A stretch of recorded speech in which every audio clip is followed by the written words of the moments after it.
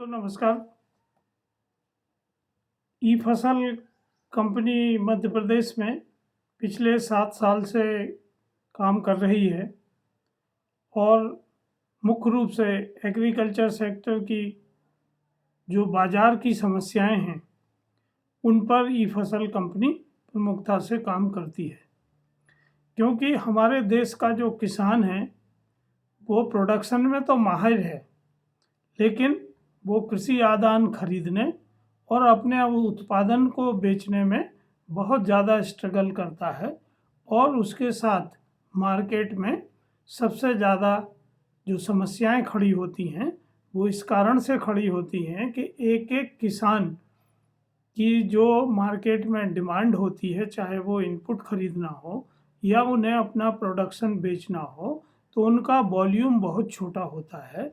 इस वजह से उनकी बार्गेनिंग पावर, मोल भाव की क्षमता बिल्कुल भी नहीं होती है और उन्हें बाज़ार की शक्तियों की शर्तों का पालन करके अपना सामान खरीदना पड़ता है और जब उत्पादन होता है तो उन्हीं शक्तियों के आदेशों का पालन करके उन्हें अपना सामान बेचना पड़ता है। और यहीं किसान की एक असहायता देखने में मिलती है, जहां वो जानते बूझते समझते धोखाधड़ी का शिकार होता है और बेबस रहता है। इसी व्यवस्था को ठीक करने के लिए ई फसल और समुन्नति फाइनेंस द्वारा एक संयुक्त प्रयास किया जा रहा है और इस प्रयास का नाम है ई हरित व्यापार केंद्र।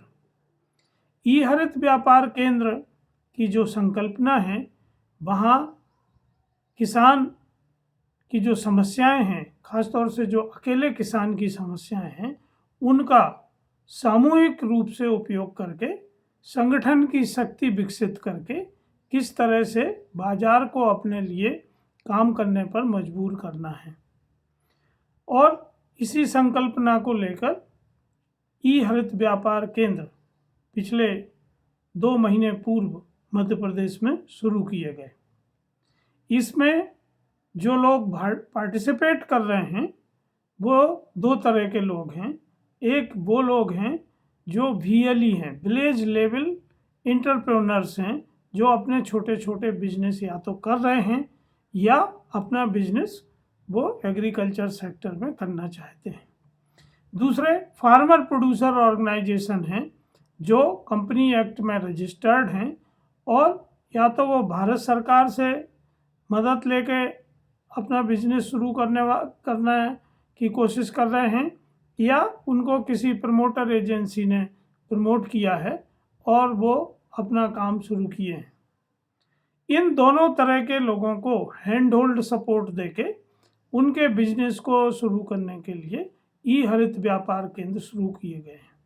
और मुझे आप सबको बताते हुए ये बहुत खुशी हो रही है कि पिछले 2 महीने में मध्य प्रदेश में लगभग 30 केंद्र प्रारंभ हो चुके हैं और 75 से अधिक केंद्र पाइपलाइन में हैं जो प्रारंभ होने की कगार पर हैं। ये एक बहुत अच्छी उत्साहजनक प्रगति है और उसका कारण ये है कि VLE विलेज लेवल एंटरप्रेन्योर्स और FPO अकेले अकेले बिजनेस करते थक गए हैं।